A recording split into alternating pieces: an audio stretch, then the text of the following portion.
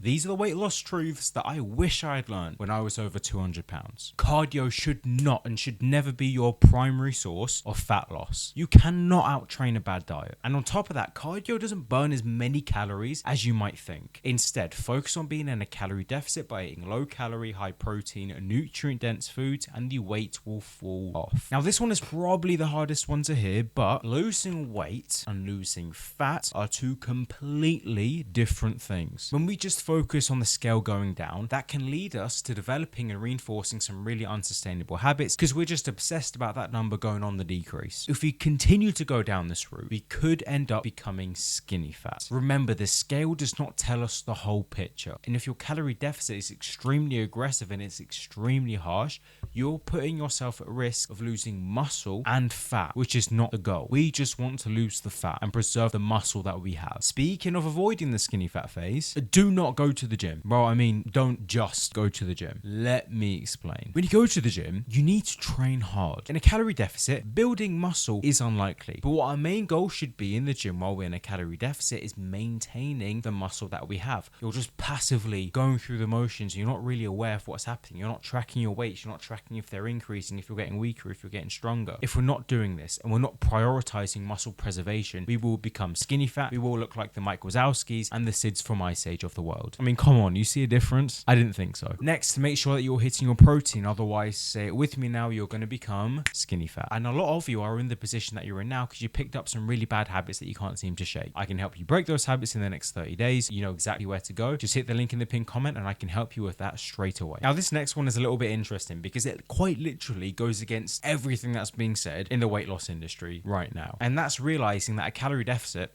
it ain't it. And what I mean by that is that just being in a calorie deficit isn't enough to lose weight long term. I know, just give me a minute, let me explain. You've probably heard some people online say, oh, well, I just ate everything but chicken nuggets and chocolate and I was in a calorie deficit and I still lost weight. And those people are not lying. But how sustainable do you think that diet or that calorie deficit was, realistically? These people aren't necessarily saying that you should go and do these things. They're just using it to convey the premise and the concept of a calorie deficit. It doesn't mean you should go and do what they're actually doing in the video. Because yes, you can eat absolutely whatever you want in a calorie deficit and you will lose weight. But if you're eating the wrong kinds of foods, calorie deficit is going to be a lot harder. If you're not prioritizing nutrient dense food and all of your food is just processed and complete junk, which I'm not saying you can never have it, I'm just using it for the example. You people are smart, I don't have to explain this. But when you're not prioritizing nutrient dense foods and volume eating and foods that are filling, you make the tough, the hard and the grueling process of losing weight a lot harder than it needs to be without any valid reason. It just doesn't make any sense. So once you focus on foods that are high protein, that you like and that are filling, your golden ticket to losing weight long term. So just do it. But there is something that 90% of the population can't seem to wrap their head around. That eating for your health and eating for weight loss are two completely different things. Okay, so let's break this down. Plate 1, we have avocado on toast, 2 slices with 2 eggs and 2 rashers of bacon. Plate number 2, we got 0% fat Greek yogurt, scoop of protein powder, couple of mixed berries, sprinkle of cereal, maybe some Lucky Charms, who knows, maybe 2 crushed Oreos, and some sugar-free maple syrup. Plate number 1 is maybe around 500 to 600 calories, and plate number 2 happens to be 400 to 500, and plate number 2 has a lot less protein than plate number 1. It doesn't take a rocket scientist to figure this out, but which one do you think is going to be better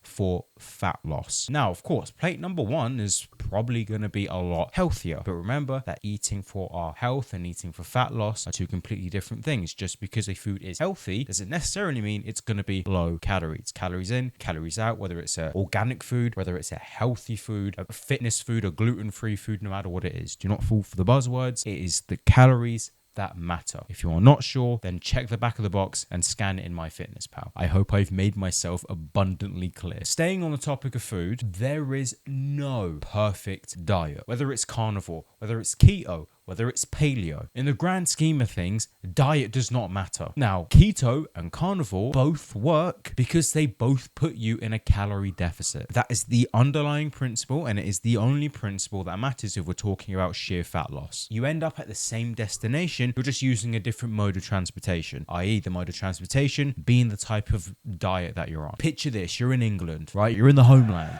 Come on, Shan. Let's say that you have to get to France. There's many ways that you can get to to France. You can drive there from England, you can take a plane. If you really wanted to, you could take a boat, and you could even walk. Now, based on your current situation, whether that be your finances, applying this to dieting, that would be, I don't know, the kind of foods or kind of food preferences that you have. There's multiple different ways to get to France, multiple different ways to lose weight and be in a calorie deficit. Which mode of transportation you take is purely down to you and how you want to go about doing things. Now, there are going to be pros and cons to every method of transformation, i.e. type of diet. You just have to find the one that's best for you. And that is why there is no perfect diet. So just stick to the diet that works for you and that you can keep up with for an extended period of time, and you will lose the weight. As simple as that. This is your daily reminder to avoid liquid calories if you're trying to lose weight. Instead of spending those calories on liquids, if you actually spent them on actual food that needs to be broken down and that needs to be processed, and that's going to keep you fuller for longer, you will lose more weight. Don't debate me, don't argue with me, just do it and you will thank me later. Now, this next one breaks my heart just to share this one with you, but there are no magic supplements or pills that you can take. But some of you may be saying, oh, but what about fat burners? Hate to break it to you, but fat burners are just appetite suppressants. And one of the main ingredients in appetite suppressants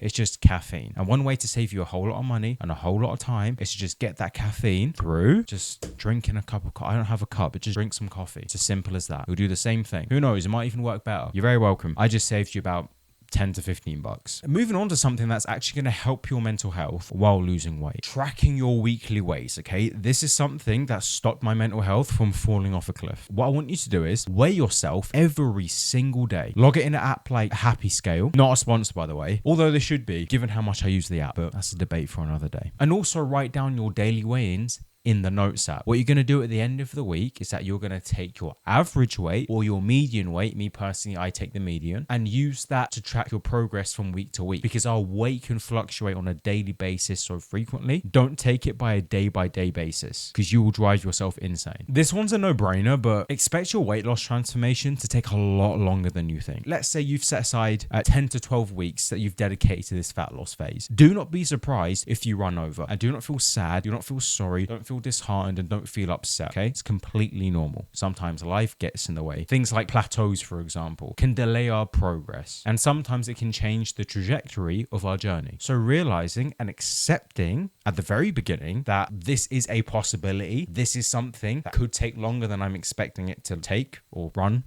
or go over. I don't know, somebody correct me on that. It's late at night and I'm tired, but bear with me. Accepting that is going to help you not get disheartened if something like that does happen, which more times than not, it does and it will. So just be prepared for it. Now, if you have been around for a while, this is something that you're probably going to get sick of me saying, but I keep saying it because it is so valuable and it is so true, and it's going to make your transformation a whole lot easier. Keeping your mouth shut. And now I don't mean with food, or do it with food as well, so like you're not like over consuming, but I mean don't tell anybody about your weight loss. How many times? Whether people have good intent or not, the minute that you make it public knowledge that you're losing weight, you're going to have so many people asking you about it. When so many people are asking you, it can create so much pressure if it's intended or not. When you tell people about your weight loss, you're also giving people access to start flooding you and bombarding you with moronic and foolish information that doesn't even make any sense. Stuff that these people that are telling you this advice